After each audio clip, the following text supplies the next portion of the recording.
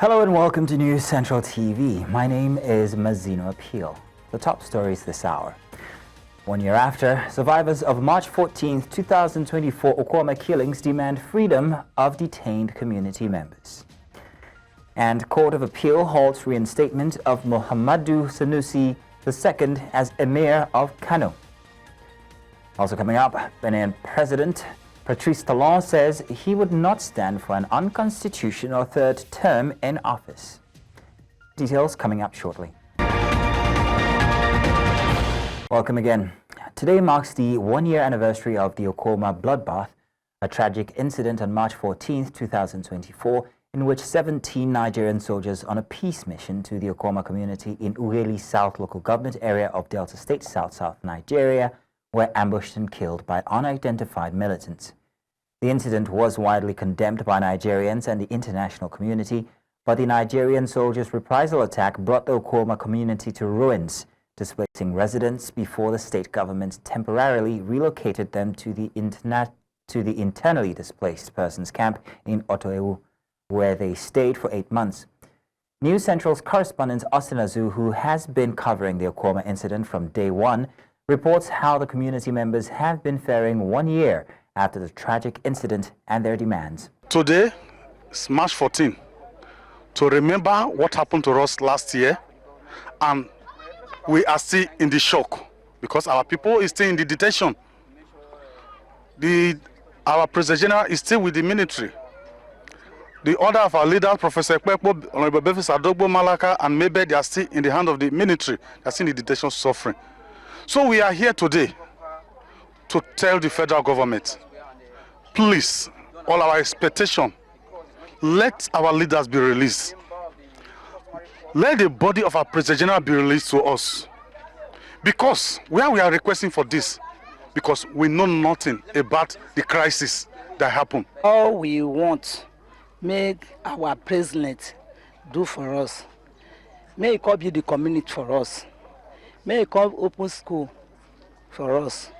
And may he bring food. Most especially, may he release those our people. Those people is our eye in this community. Priest and priest. We are begging. We are pleading. Priest and priest. Let our people be released. And let the Okwama community build back. Okwama will be called New Okwama. We are here today in March 2025 to mark the day to make it 1 year. We are here to appeal to the federal government, the state government, and Nigeria Army that our leaders that they are in custody, they should release them for us. Then let this community be rebuilt again. Away from that, Court of Appeal in Abuja has halted the reinstatement of Muhammadu Sanusi II as the Emir of Kano. A 3-member panel of justice led by Justice Okon Abang on Friday unanimously halted the implementation of the January 10 judgment, which vacated the nullification of Sanusi II's appointment by the Kano State High Court. The judgment was delivered by Justice Gabriel Kolawole. It held that the nullification of Sanusi II's appointment was done without the required jurisdiction and ordered the transfer of the suit to the Kano State High Court. For ruling on a fresh application, the appellate court agreed that the applications seeking to halt the enforcement of the earlier judgment pending the appeal before the Supreme Court were competent and meritorious. In the meantime, the New Nigeria People's Party, NNPP, has lashed out at one Ogoni Sunday, whom it's claimed was an imposter and did not represent the party in any form or capacity. Ogoni had in a press statement had claimed to be NNPP's national secretary and refuted ex-governor of Kaduna State Nasir El-Rufai's claims that the federal government was behind the internal crisis within the party. But in a statement in Abuja, the national publicity secretary, Ladipo Johnson, NNPC denounced every word attributed to Ogoni, affirming that he and others had since been expelled from the party over anti-party activities. Now, to shed more light on this, we're joined by Ladipo Johnson. Mr. Johnson, you're welcome. Thank you very much for joining us today, this afternoon rather, or rather this evening, my apologies. Mr. Johnson, can you elaborate on the NNPP's official stance regarding the claims made against Governor Nasir El-Rufai? What specific aspects of these claims does the party find to be unfounded? Good evening, sir. Good evening. I'm sorry, my network is crazy. It's okay. It's okay. I noted that. So I'm going to ask. I'm asking about if you can give us, elaborate on the NNPP's official stance regarding the claims made by the governor, Nasir El-Rufai, and in specific terms, the aspects of these claims that the party is finding unfounded. Mr. Johnson, I'm hoping you heard the question. Yes, sir. Yes, sir. Okay, no, go ahead. No, I didn't. I just the end of it. Something unfounded. I'm going to shorten it and ask, can you elaborate on the NNPP's official stance regarding the situation? Well, the official stance, I hope you can hear me. Yes, I can. As quickly as possible, is that we have always thought and that these expelled members have taken positions that are in favor or in support of the positions taken by the APC on different issues. And thus it becomes easy or easier for people to believe that they are actually working for the APC party within our party. The difference, of course, is that we are fortunate that they had been expelled before they started doing what they're doing. So they're... I think we have lost connection with Mr. Johnson there, unfortunately, but we will try to bring him back during the course of the news. Moving on now, let's head to Rivers State, where the governor, Siminalayi Fubara, has notified the State House of Assembly of his intention to represent the 2025 appropriation bill on Wednesday, March 19, 2025. This follows a failed attempt on March 12, when he was denied entry to the Assembly complex despite prior notice. Fubara's letter, addressed to Speaker Martin Samaole, stresses compliance with the Supreme Court ruling and responds to the Assembly's request for a representation. The governor emphasized the importance of prioritizing the state's interests over political disagreements, aiming to move past the ongoing stalemate and push forward with progress for Rivers State. In the meantime, the Rivers State House of Assembly has adjourned plenary indefinitely. The House voted to close its sessions indefinitely after passing into law 3 bills during its plenary. Now we're going to go back to our previous story on the NNPP as we are being rejoined by Mr. Ladipo Johnson. Mr. Johnson, hopefully you can hear me now. I'd like you to continue on your stance regarding the issue, please. Mr. Johnson, if you're still there, I'm going to try one last time. If you can hear me, I'd like you to continue with your stance on the NNPP regarding the imposter. Unfortunately, we will be unable to continue with that story. Let's move on now.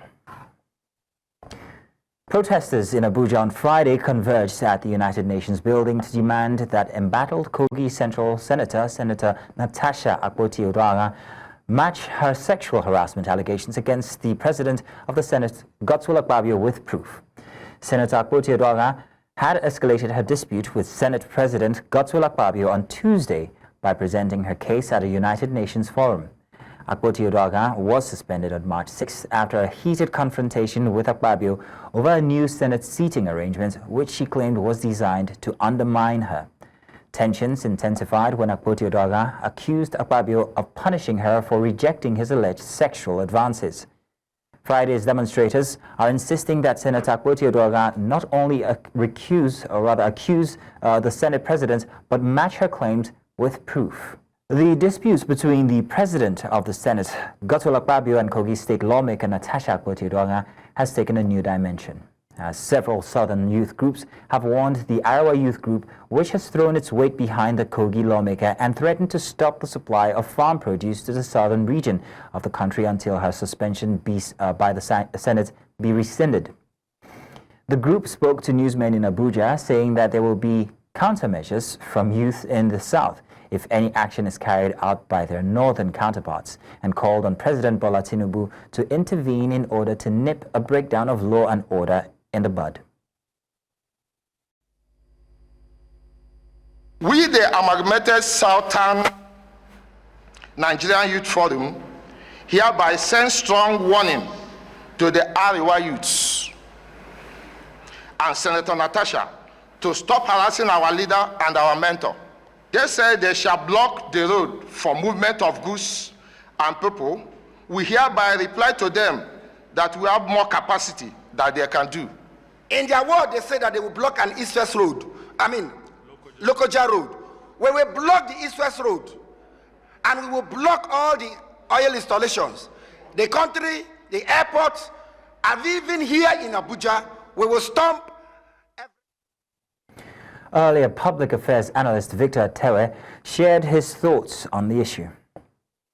Playing a judge in this matter, and of course, trying to exonerate himself, not just that, but also with the laughable attitude, I would say, that the Senate is just proving to put a vote of confidence on his administration or as his presidency as the Senate president. It's really, it goes to show the kind of democratic system we're practicing in the country.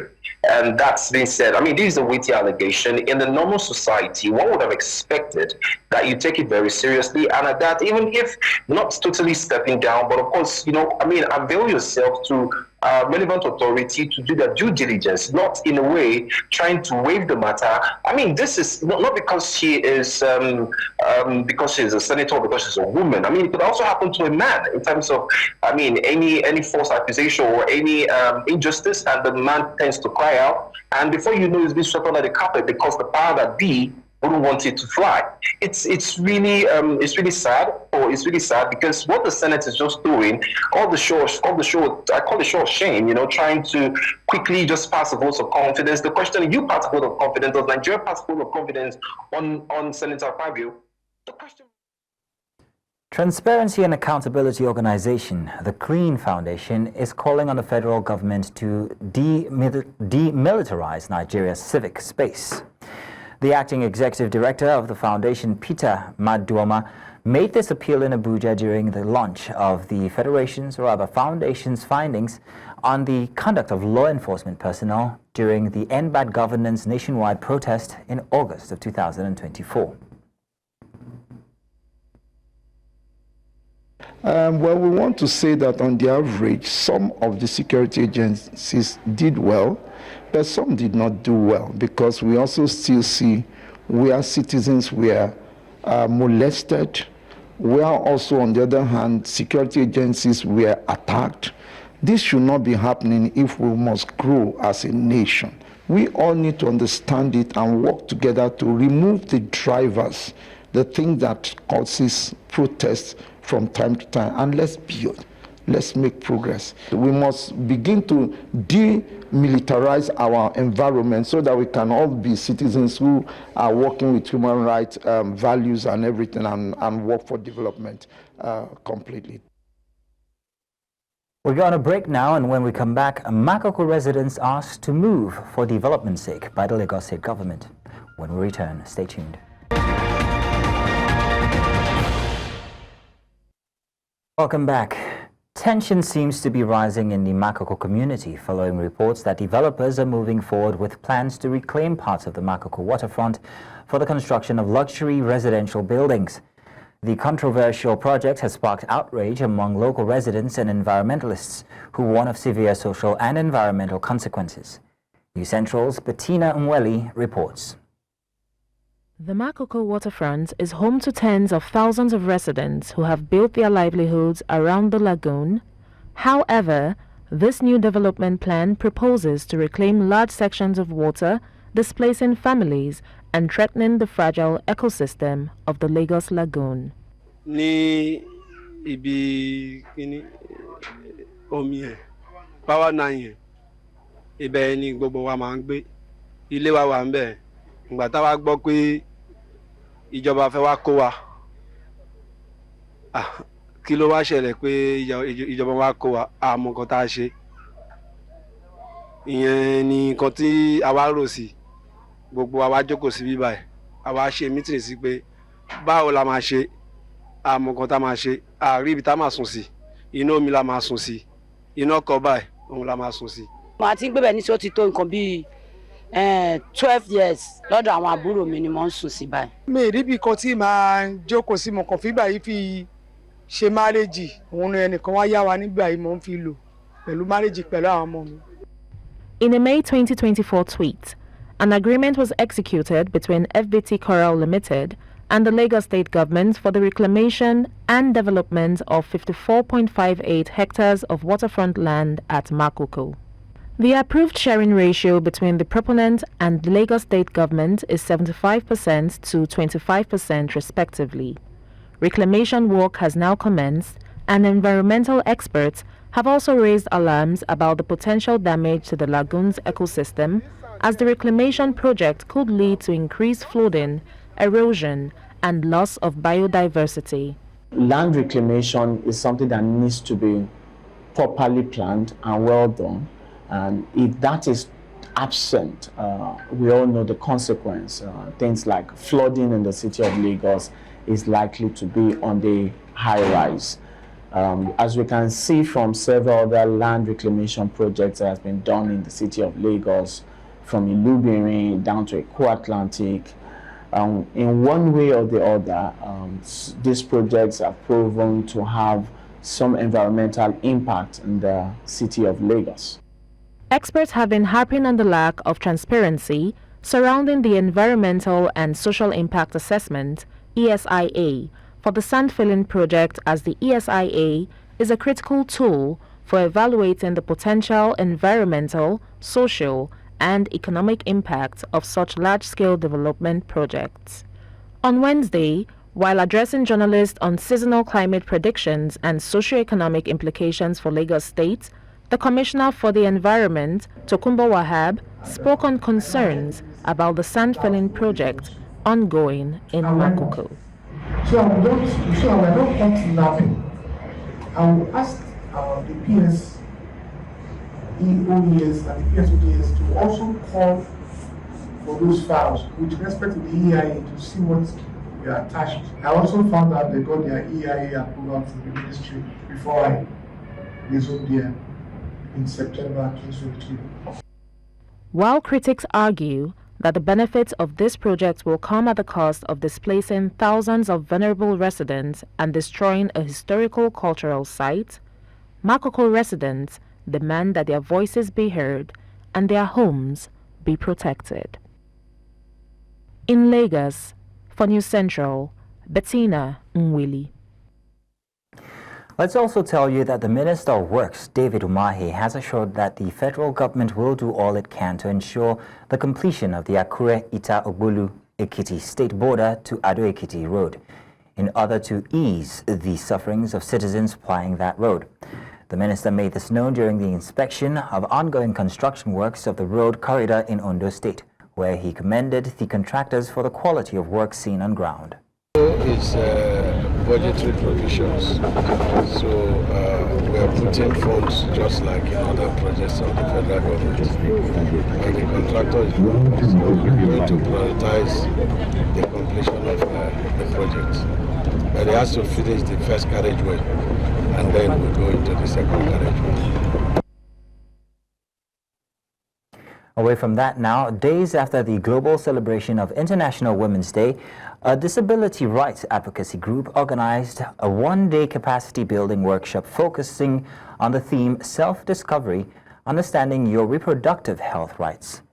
News Central's correspondent Sumaya Abubakar reports that the event aims to empower women with disabilities by equipping them with crucial knowledge about their health, their rights, and self-advocacy. Women with disabilities gathered here to discuss their sexual and reproductive health rights, an area often overlooked when advocating disability inclusion. One of the challenges women with disability face in health sector is the infrastructure, the access to the health services is not accessible either from the entrance. Another challenge is also for communication for deaf or hard of hearing persons, because there is no sign language interpreters for them to communicate with. The doctors do not understand how to speak or direct their statement to a person with disabilities. If I go to the hospital with someone, they'll rather talk to the person than talking to me who have an impairment. Have we heard about hepatitis B before? Participants engaged in discussions on self-awareness, bodily autonomy, reproductive health services, and advocacy. The part that always stands out for me in topics like this is consent. yeah, you get to understand that consent is a whole lot, and without consent, nothing should be done as regards your sexuality and reproduction. So it's always stand out for me. The insight I'm getting now, right, is to wake up to responsibilities as a woman girl lady or lady woman girl, to know that there's things to look out for when it comes to rights and, of course, protecting myself, not just myself and others as well. The event also highlighted the urgent need for more inclusive policies that prioritize the reproductive health needs of people with disabilities. Organizers say this is just the beginning of a broader push for awareness and accessibility. Almost every participant and attendee today goes out of this place with a lot more knowledge as it concerns comprehensive health conversations. And as you know, we have a stigma around talking conversations that have to do with reproductive health, fertility health, as well as anything that has to do with preventive measures such as condom conversations, contraceptive conversations, and conversations that have to do with everything surrounding. So one cannot but overemphasize the need for these sort of conversations to be had, and to ensure that the instrument of the office, which I represent here today, is present. Though International Women's Day has come and gone, the fight for gender equality and inclusion continues. For the participants, this workshop is more than just a discussion. It is a right step in the direction toward empowerment. You need to know your rights. In Lagos, for News Central, Sumaya Abubakar. The effects of climate change in Nigeria are becoming increasingly evident, with extreme temperatures more frequent and intense. These rising temperatures pose significant risks to public health, the economy, and the daily lives of Nigerians, especially residents of Lagos. In this report, News Central's Aishat Salihu explores the causes, consequences, and potential solutions to these growing crises.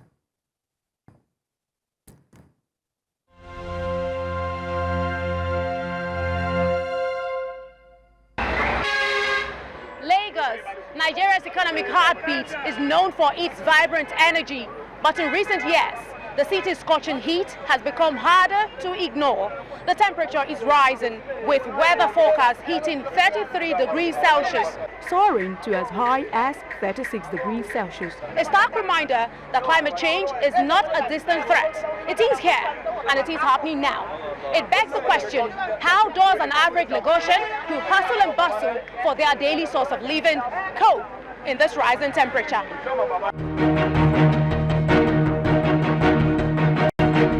We cannot yet predict for 2025, but for years that have been completed, 2024, 2023, 2022, these years in series have been reported to be the hottest year so far. And in terms of months, February, March of 2022, 2023, 2024 successively have also been reported to be the hottest year in record. These are things that are, in public domain. So it is a fact that as we go into different years, it's becoming gradually warmer than normal. As Lagos continues to expand in population and urbanization, it has also become ground zero for climate change's most immediate effects: rising temperatures, prolonged heat waves, and unpredictable weather patterns. Our passenger go self, not by force the passenger go enter motor for a year. You go to shout, say eat. He say, I beg, help me open your boot, help me open your door. Say, make I command the door for you because of heat. Don't me cause the heat. Heat kò sí ná, kò jẹ́ kí ọjà yẹn yá, àsìkò ohun dẹ̀ra wà, ó yẹ kí iná wà. Nípa àwọn fún wa nínú àárọ̀ jàtà, kó tó fi affect mi nìyẹn. Mi ò rọ́jà tà dáadáa. Táìmù yìí ní àwọn èèyàn ń béèrè block. The temperature is high than before it's not up to half. But when you see the temperature now, it's going. Even though we are scared, afraid, maybe not damage the radiator because the temperature is too much. Ga tunan ka ke gani? Idan zai yawa yana fashewa sosai, ke ga wannan duka, wanda ya fashe wannan duk ya tashi da aiki kenan. Yalla sai dai mu kai shi bola. Experts warn that the causes of climate change are directly linked to the environmental crisis and worsening health outcomes for the population. What we're doing mainly wrong is massive, hundreds and millions of tons of pollution of a specific gas, the CO2 gas. And this for years, for the last 100 years, it's been raising the temperature of the earth higher than average, and it's been going up and up and up. It's getting faster and faster. The scientists have been telling us that this is exactly what would happen. The only thing is happening a little bit earlier than they had anticipated in terms of the rate of rapidity of the increase. Extreme of temperatures, a high temperature, especially heat wave that is unmitigated, will lead to severe dehydration due to excessive loss of fluid and the dysfunction of various organs and systems as a result of protein denaturing. The realities on ground show a slow pace in action. However, experts argue that only committed and sustained action can effectively mitigate the impact of climate change. The solution for both Lagos and for the northern frontline states is to continue to plant trees as much as possible. And those that you have, try to conserve them. As Lagos continues to grow, the urgency of addressing climate change becomes more apparent. Rising temperatures and high humidity levels are just few of the many symptoms of a warming planet. And for the people of Lagos, the time to act is now. In Lagos, for News Central, Aishat Salihu. Here's reminding you to drink lots of water. Let's go on a break now. When we get back, more news. Now let's head to Rivers State, where the governor, Siminalayi Fubara, has notified the House, the State House of Assembly, of his intention to represent the 2025 appropriation bill on Monday, March 19, 2025. We brought this to you from earlier. Now we're being joined by Odia Ibiki-Owibo, who is going to be discussing with us on the issues. He is the Ijaw Youth Council Eastern Zone representative. You're welcome, Odia. Thank you very much for joining us this evening. So let me go Thank you. All right, great. Let me go straight and ask, Governor Siminalayi Fubara has notified the House of Assembly of his intention to represent the 2025 appropriation bill. What are your thoughts on this, noting that he was, prevented from doing that the last time that he tried? Yes, I'm Ambassador Odia, the Information Officer of IYC Eastern Zone, comprised of Rivers, Akwa Ibom, Cross River, and Abia State. And the current situation in Rivers State is alarming. As a youth body, the IYC, we are peace-loving people. But one thing we will not take as a people and as an ethnic nationality is when a particular person, an individual, will fuel crisis in Rivers State, especially the Ijaws who give him the power to become a governor for 8 years. Now he's the one that is bringing all this confusion, want to set crisis in Rivers State. As you can hear from the leadership of IYC from the national, by our able leader, Sir Jonathan Lukobri, the national president of IYC, has taken a stand, and our modern body, which is the INC, Ijaw National Congress, have said it loud and clear. The IYC Eastern Zone, the Ijaws in particular, can never take it. As a governor, he has done the right thing by obeying the Supreme Court order. He went to the assembly to go and present the budget, but they knocked him out. If they really want him to do the right thing, they would have allowed him in.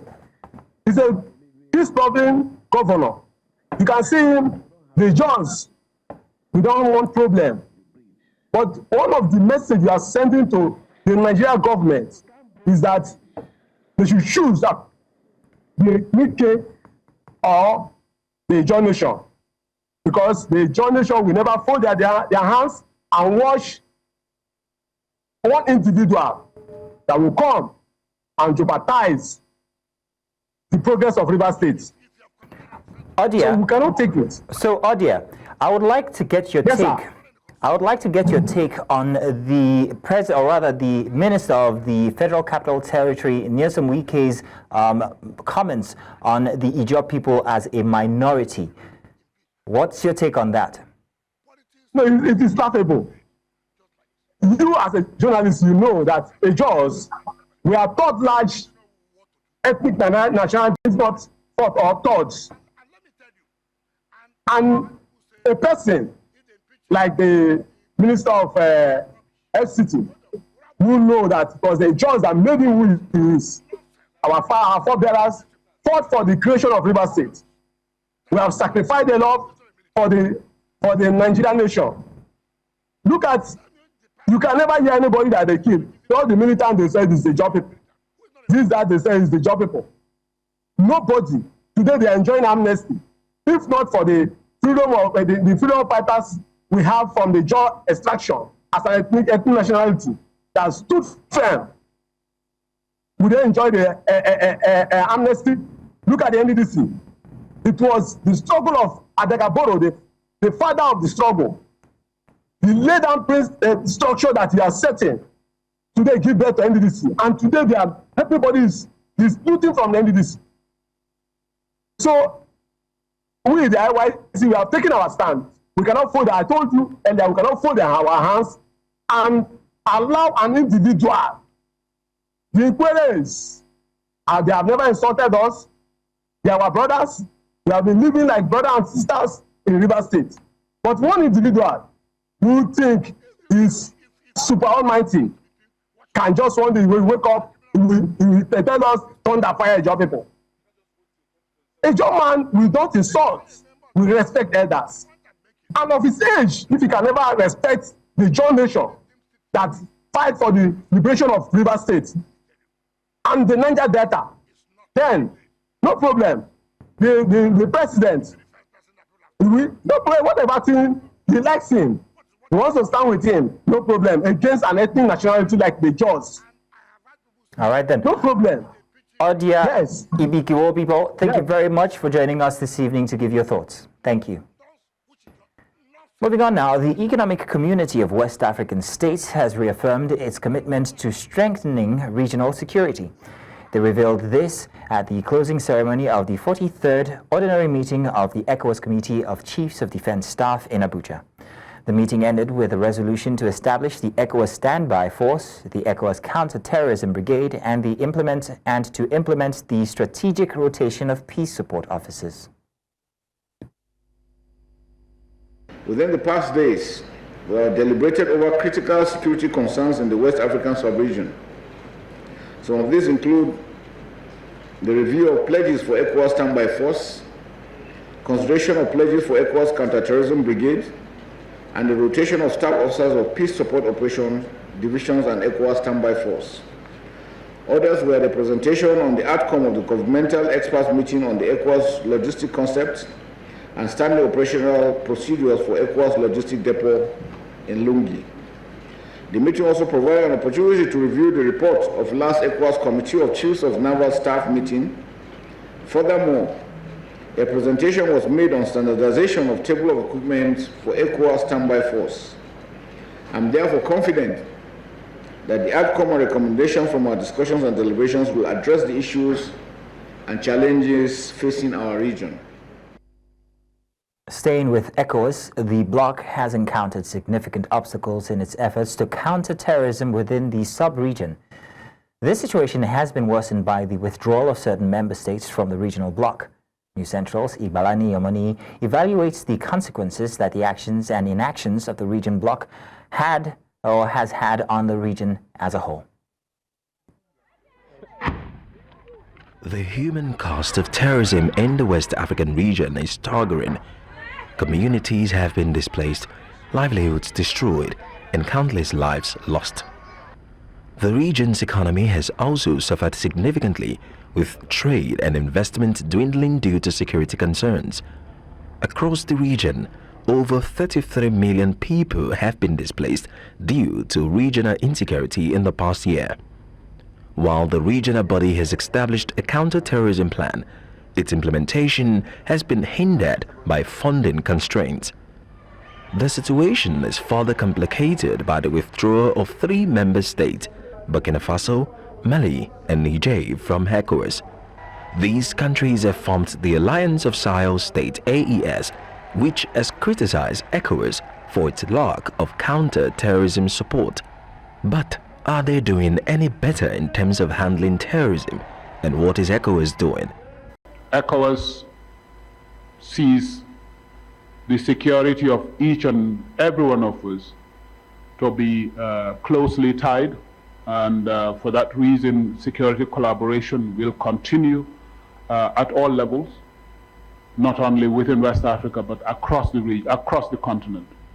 While Niger's military government has faced criticism for its handling of security issues, Mali and Burkina Faso have also struggled with ongoing jihadist insurgencies, which have led to significant humanitarian crises and displacement of populations. And I suspect that each of these countries is going to start working by itself instead of working together or working in a group. So the competitiveness of those countries is going to be reduced. And as I said earlier, that is going to be reflected in higher costs of goods, of services, of transport, and other facilitation of trade among those regions. Member states call for collective approach to tackling the violent extremism in the region, rather than countries prioritizing national security initiatives which fragments response to threat. In this regard, I am pleased to highlight the activation of the ECOWAS standby force to combat terrorism in the sub-region.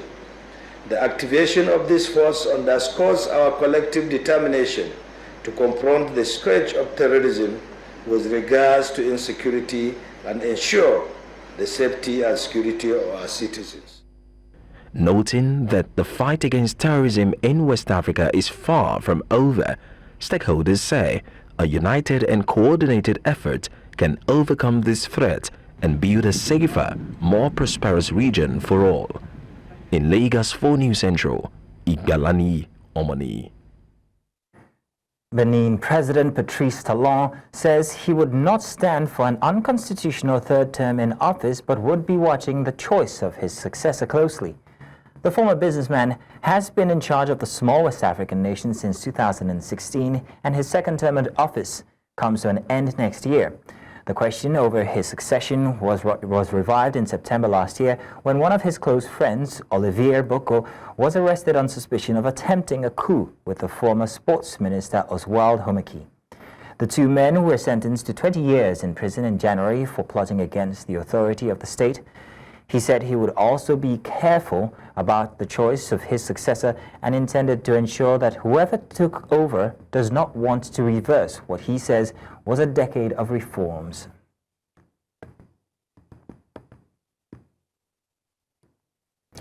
Cuts to U.S. aid have created a huge gap in funding, which has already affected HIV, AIDS, TB, and malaria programs in Zimbabwe.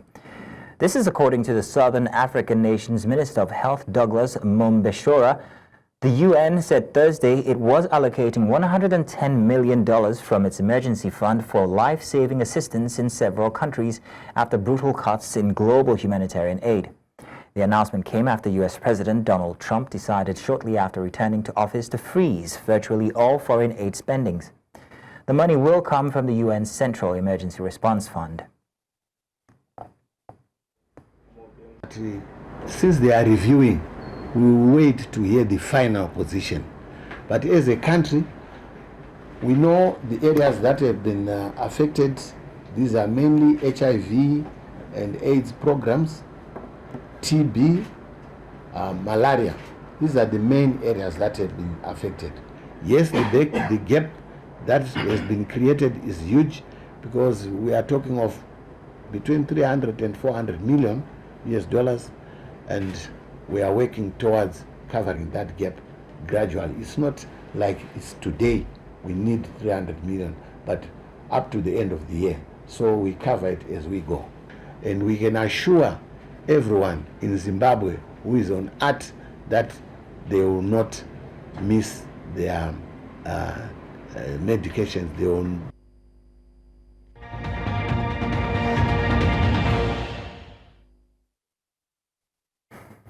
Heavy rain swelled rivers and flooded streets in Florence on Friday, with authorities issuing a red weather alert for the historic Italian city and its surroundings, urging residents to stay indoors. Heads of the central Tuscany region, which includes Florence and Pisa, urged citizens to exercise maximum care and attention, warning of intense and persistent rain during the day. Schools, parks and cemeteries in Florence and nearby Prato had already been closed on Friday. To the northeast, authorities also issued a red weather warning for the region of Emilia-Romagna, where devastating floods left 17 people dead 2 years ago. Sono arrivato quando ormai l'acqua defluiva e niente, la situazione è questa e sta purtroppo riaumentando, spero che le cose le risolviamo, spero le persone non abbiano avuto un problema, però questo flusso d'acqua in questo momento è interminabile. Purtroppo non so altro. Sinceramente controllo sempre, essendo a casa, guardavo a destra perché c'è anche il giardino, il tombino, ogni cosa. Poi a un certo punto sentivo un rumore strano, cioè che è questo rumore. Sono venuta fuori, tutto allagato, l'acqua veniva forte, ma talmente forte che mi ha preso paura. Well, sports now. Enugu State is gearing up for a historic moment as it prepares to host its inaugural international marathon on May 3rd, 2025. The Enugu City Marathon, certified by World Athletics, will bring together elite runners and fitness enthusiasts from around the world. The race, which highlights Enugu's rich culture and scenic landscapes, offering a challenging yet exhilarating course through the heart of the coal city. With the state aiming to become a sports and tourism hub, the event is expected to boost global recognition while promoting fitness and community spirit. And Sotraman FC have pulled out of the 2024-25 Ghana Premier League, citing security concerns for their players. The decision follows a near attack on the team before their matchday 23 clash against FC Samatek at Duns Park. The club had already been banned from hosting games at Nana Kromansa Park, after an Ashanti Kotoko fan was fatally stabbed during a matchday 19 fixture. Reports suggest tensions remain high, with some supporters planning retaliation. Nsotraman, currently 14th with 21 points, were scheduled to face Basake Holy Stars next. The Ghana Football Association has yet to respond to the withdrawal, leaving uncertainty over the club's future in the competition. And Charles Leclerc sets the fastest time in second practice at the Australia Grand Prix, while Lewis Hamilton had a challenging Ferrari debut. The seven-time world champion, making his highly anticipated switch from Mercedes, finished 12th in the first session before improving to 5th in practice too. Leclerc's best lap of 1 minute 16 seconds was enough to outplace McLaren's Oscar Piastri and Lando Norris, who led the opening session. Hamilton, 4/10 of Leclerc's pace, continues to adopt a Ferrari setup. Despite early predictions following, or rather favoring, McLaren as the season's strongest contender, Leclerc's performance suggests Ferrari could challenge for pole position at Albert Park in Saturday's qualifying. And that's all this hour. But before we go, let's take another look at some of the major stories that we brought your way. 1 year after, survivors of Okwama killings demand freedom of detained community members. And Court of Appeal has halted the reinstatement of Muhammadu Sanusi II as Emir of Kano. We also told you that Benin President Patrice Talon has stated that he would not stand for an unconstitutional third term in office. To remember now, you can send your eyewitness report to the WhatsApp number on your screens now. And do follow us on social media. We are at News Central TV. You can watch News Central live on DSTV channel 422, GoTV channel 23, Star Times channel 274, Able TV, and of course on YouTube. Many thanks for watching. My name is Mazino Appeal.